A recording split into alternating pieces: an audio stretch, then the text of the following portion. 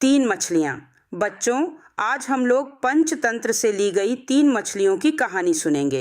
एक समय की बात है, एक तालाब में तीन मछलियाँ अपने परिवार के साथ बहुत ही प्रेम भाव से रहती थीं। एक शाम कुछ मछुआरे मछली पकड़ने वाले को कहते हैं, बेटा उस तालाब के किनारे आए।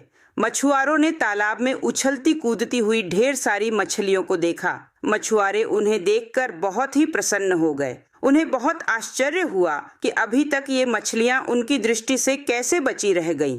एक मछुआरे ने कहा, यह तालाब तो मछलियों से भरा हुआ है, इन्हें पकड़कर बाजार में बेचकर हम लोग बहुत पैसे वाले हो जाएंगे और अपना जीवन सुखपूर्वक बिताएंगे। चलो मित्रों, इन्हें पकड़ने के लिए हम लोग कल सुबह अपना जाल लेकर आएंगे। शेष मछुआरे उसकी बात से सहमत हो गए।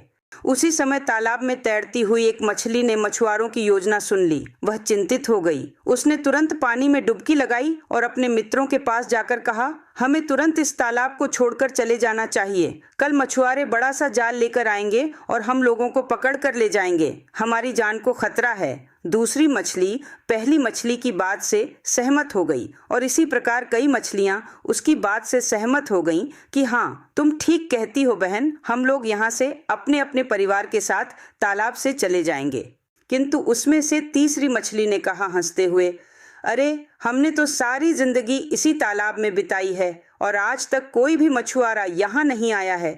तुम्हारी बात से मैं तो सहमत नहीं हूँ। ये मछुआरे दोबारा वापस नहीं आएंगे।